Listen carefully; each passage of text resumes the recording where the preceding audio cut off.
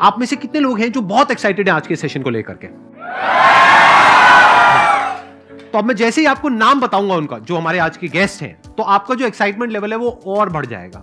ये बताने से पहले कि गेस्ट कौन है, मैं आपको थोड़ा सा बताता हूं YouTube के बारे में। YouTube में क्या है कि पूरे वर्ल्ड की अगर बात करी जाए तो करोड़ों चैनल्स हैं जो अलग अलग जॉनर्स में हैं, अलग अलग कैटेगरीज में हैं। उसमें से दो बड़ी कैटेगरीज हैं, मोटिवेशन और एजुकेशन। पूरे वर्ल्ड में जो वर्ल्ड का नंबर 1 मोटिवेशन चैनल है वो मेरा है, और जो वर्ल्ड का नंबर 1 एजुकेशन चैनल है किसी इंडिपेंडेंट क्रिएटर का, वो उनका है, जो कि हमारे गेस्ट हैं। उनके 17 मिलियन से ज्यादा सब्सक्राइबर्स हैं। Please give an energetic and warm welcome to the one and only Khan sir.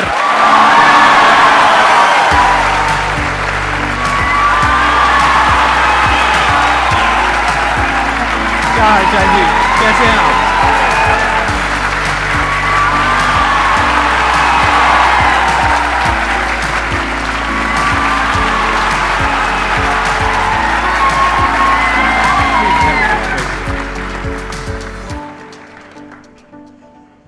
इससे पहले कि ऑडियंस आपसे कुछ पूछे या इंटरेक्ट करे, मेरे माइंड में एक क्वेश्चन है आपके लिए जी। जो बच्चे हैं वो आपके इतने दीवाने क्यों हैं, इतने पागल क्यों हैं आपके पीछे? मतलब मेरे कमेंट सेक्शन में भरा पड़ा था, खान सर कब आएंगे, खान सर कब आएंगे। मतलब ऐसा क्या जादू कर दिया आपने बच्चों के ऊपर? ये सवाल हम आपसे भी पूछते हैं, हमारे पे भी इतना कमेंट आया, इतना मेरे तो ऑफिस में लोग चले आए कि सर कब जा रहे हैं। अच्छा। क्योंकि हम लोग का तो एग्जैक्ट है, वही पढ़ाना है। हाँ। तो देखिए, हम लोग का मेन है कि बच्चों को जो जरूरत रहती है कि अगर लड़का पढ़ने आ रहा है ना, उसके मन में कोई डाउट ना रह जाए। हम उसको कहते हैं कि हम तुम्हें पढ़ा रहे हैं, दम है तो भूल के दिखाओ, याद करके नहीं।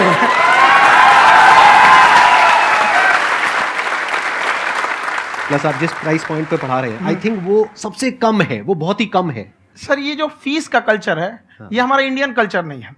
हमारा इंडियन कल्चर गुरु दक्षिणा है, उस हिसाब से वो सही है। ऑक्सीजन जैसे जिंदगी के लिए जरूरी है, वैसे एजुकेशन जरूरी है। कोई ये नहीं कह सकता है कि पैसे की वजह से वो खान सर के यहां से लौट गया। क्या बात है।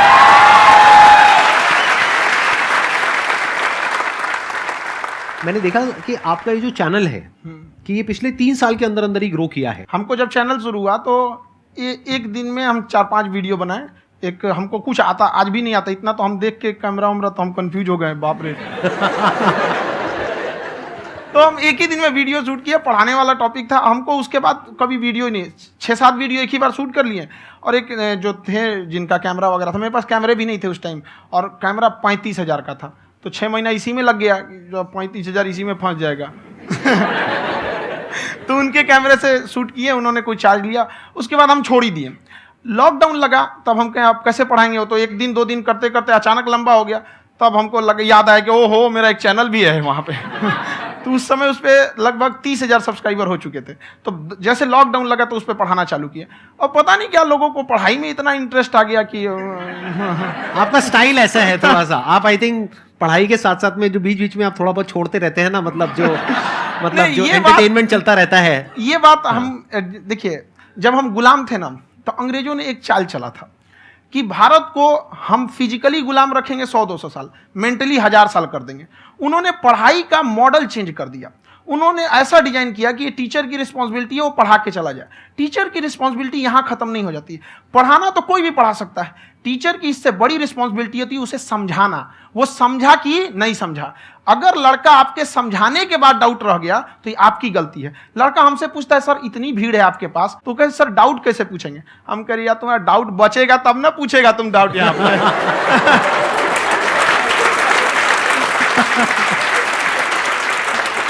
कॉन्फिडेंस नेक्स्ट लेवल है खान सर का, मानना पड़ेगा। और शायद यही वजह है इनकी जो ग्रोथ है उसका। किसी ने शायद सपने में भी नहीं सोचा होगा कि पिछले 2 साल के अंदर अंदर जो आपके चैनल की ग्रोथ हुई है, जैसे आप खुद ही बता रहे हैं कि लॉकडाउन के टाइम पे आपके 30,000 के करीब सब्सक्राइबर्स थे, आज की डेट में 17 मिलियन है। और मेरा एक क्वेश्चन और है, इससे पहले कि ऑडियंस में से आपसे कोई क्वेश्चन पूछे, कि कई बार आप ऐसे भी टॉपिक्स टच करते हैं जो थोड़े से कंट्रोवर्शियल हैं या थोड़े से सेंसिटिव हैं, जिसके ऊपर बात करने की हिम्मत आई थिंक बहुत ही कम लोगों में है।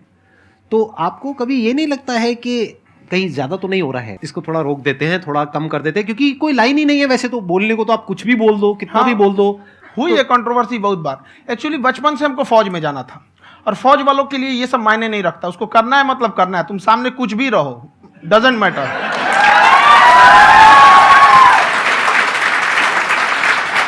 और मैंने YouTube पे देखा कुछ वीडियोस में कि आपका जो इंस्टीट्यूट है वहां पर आज से कुछ साल पहले कुछ बम गिरे थे। हाँ, कुछ गिरे थे, कुछ तो बहुत सॉलिड जगह गिरा था, फटा नहीं वो। मतलब आपके आसपास। हाँ, बम को भी पता है कि टीचर की इज्जत किया जाता है। क्या बात है, क्या बात है। मैं समझ पा रहा हूं कि ये आपके अंदर जो एटीट्यूड है ये कहां से आ रहा है, क्योंकि आप बचपन से ही फौज में जाना चाहते थे, तो आप जंग के मैदान में ही खड़े हैं एक तरीके से। बस फर्क ये है कि आपके हाथ में कलम है, हथियार ना हो करके। हथियार से एक आदमी की जान जा सकती है, हाँ। कलम से बहुत ताकत होता है। शिक्षा एक ऐसा हथियार है ना, हर कुरीतियों से लड़ सकता है, हर तरह की समस्याओं से। और ये एक ऐसा हथियार है, मेटल डिटेक्टर में भी नहीं पकड़ाता है।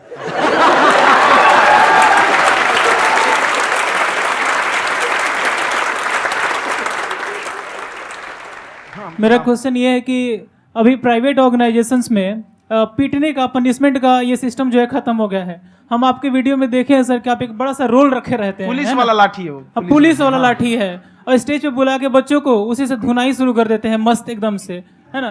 तो सर मतलब कि बच्चे मतलब कि डरते नहीं हैं आपसे, और इस तरीके से कैसे कनेक्टेड हैं आपसे, है ना? और एक और क्वेश्चन सर, यूपीएससी का जो आप अपना बैच स्टार्ट करने वाले हैं, ठीक है, उसके बारे में बताइए सर, क्योंकि मुझे मतलब कुछ इशू करना है सर, ठीक है? और संदीप सर को देख लिए, मेरा तो वैसे ही हो जाना है।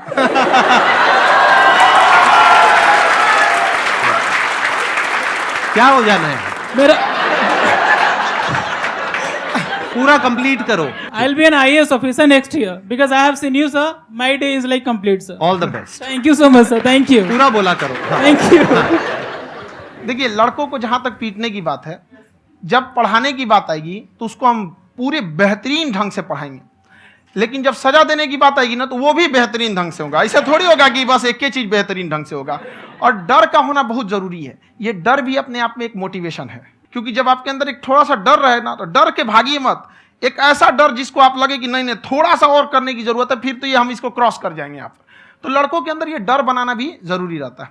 और रही बात यूपीएससी वाले की, जो आपने बोला, बहुत सारे लड़के वेट कर रहे हैं यूपीएससी की, क्योंकि 2-2.5 लाख फीस सारे लोग एफोर्ड नहीं कर सकते।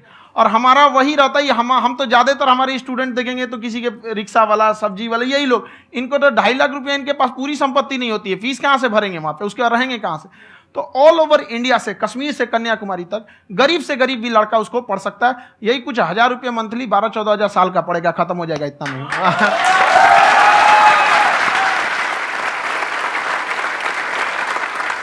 ये जो डंडे वाली बात इन्होंने कही, ये सच है? मतलब आप हाँ, सच में एक डंडा रखते हो पुलिस का ही है वो, और मारते हो? हाँ। कि मतलब अगर कोई लड़की छेड़ता है या ऐसा कोई भी उल्टा नहीं, पुल्टा काम पढ़ाई करता लिखाई है, कुछ भी गलती करेंगे तो पिटाएंगे वो यहाँ पे, कैमरे पे, ऑन कैमरा, जैसा भी रहे, कुछ भी पिटाना तो उनको फिक्स है।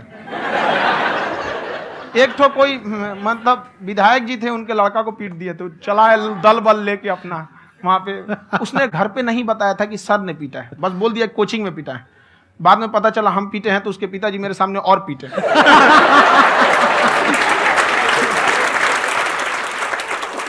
सर आपका सबसे बड़ा डर क्या है, आप दोनों का? फौजी को डरे नहीं लगता है, बाकी अफसर से पूछिए। आज के सेशन से पहले कोई डर नहीं था, लेकिन अब मुझे इनकी डंडे वाली कहानियां सुन करके डर लग रहा है कि कहीं मैंने गलती से कुछ बोल दिया अरे ऐसा और नहीं, इन्होंने कहीं पीछे कुछ रखा हुआ है, और यहीं आ करके अगर इन्होंने मेरी पिटाई कर दी तो बहुत बुरा हो जाएगा। तो इसलिए हमको थोड़ा डर लग रहा है।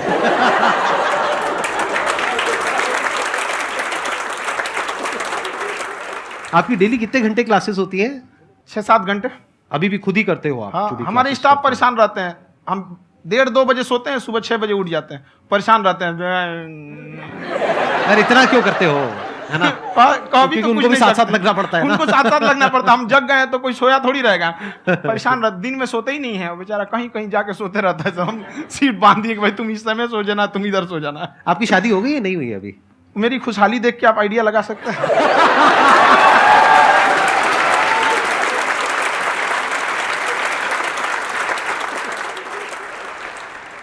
First of all I would like to say sir thank you so much to you and to your team कि आपने मुझे यहाँ आने का मौका दिया। एंड सर अब तक मैंने आपको सिर्फ फ़ोन या लैपटॉप में ही देखा है दोनों को, आज फर्स्ट टाइम लाइव देख रही हूँ तो बहुत अच्छा लग रहा है। तो मेरा क्वेश्चन ये है सर आपसे, जब हम लाइफ में कोई डिसीज़न लेते हैं कि हमें ये पर्टिकुलर चीज़ करनी है, और क्योंकि हम डिसीजन लेते हैं तो हमारी आदत है कि पहले हम 4 लोगों से पूछते हैं कि तू बता तेरी क्या राय है, तू बता तेरी क्या राय है। तो उनमें से अगर कोई हमें कह देता है कि ये बेकार डिसीजन है मत कर, तो हमारा माइंड कहीं ना कहीं डाइवर्ट होने लगता है और उसकी वजह से हम अपना डिसीजन चेंज कर देते हैं।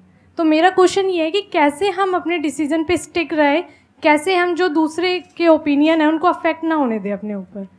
दूसरे से सलाह लेने से पहले एक बार खुद उस पर रिसर्च कर लेना चाहिए, ताकि आप सामने वाला क्या सलाह दे रहा है आपको समझ में आना चाहिए। यहाँ पर ऐसा नहीं है कि कई बार ऐसे होते हैं कि दूसरे वाले को एक्सपीरियंस होता है, तो अगर आपको पहले से आइडिया है, उसके बारे में आप बेहतरीन ढंग से रिसर्च किए हैं कि क्या इसमें प्लस पॉइंट है क्या निगेटिव है, उसके बाद आप किसी से सलाह लेने जाइए। ये नहीं कि मन में आया सीधा बता गड़बड़ा जाएगा। तो वहाँ पे पहले आपको R&D करना पड़ता है, समझ में आया कि नहीं। और जिंदगी हो या गाड़ी, जीतेगा वही जो टाइम पे गियर चेंज कर रहा है। तो डिसीजन चेंज करना बहुत ज़्यादा गलत नहीं है।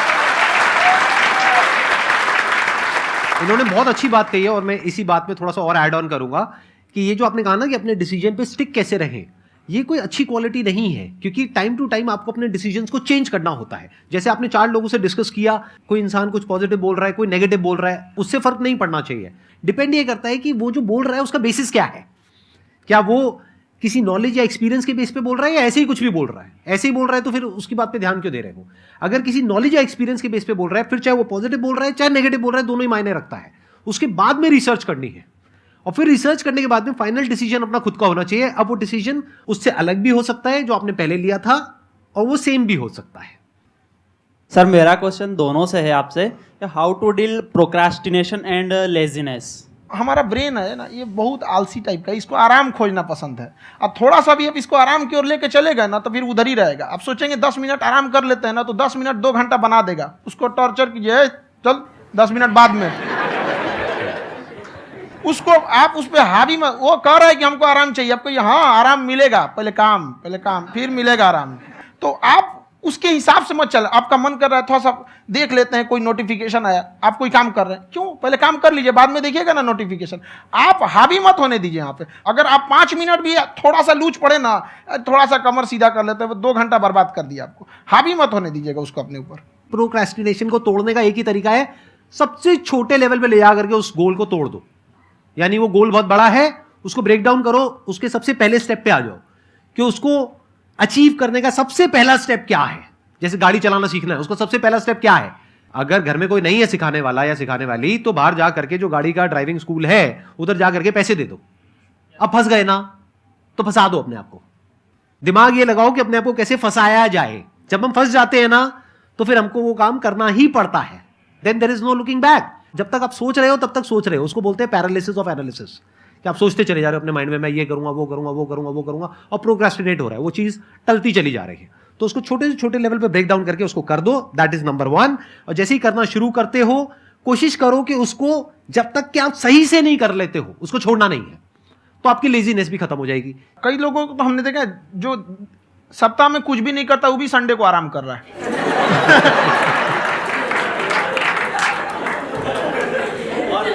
वैसे कहा भी जाता है कि अगर कोई काम आपको करवाना है ना तो ऐसे किसी इंसान को दो जो बिजी है। हाँ। ऐसे आदमी को मत दो जो खाली है। ये परफेक्ट एग्जाम।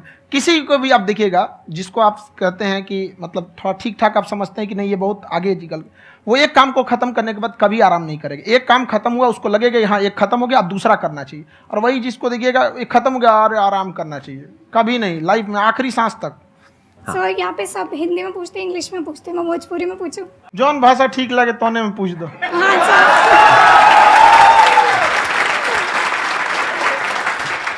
सर ये पूछे के चाहते नहीं कि जैसे हमने के पढ़ाई करे नहीं सर, तो कभी कभी डेली टारगेट्स जो होला वो कंप्लीट ना होला।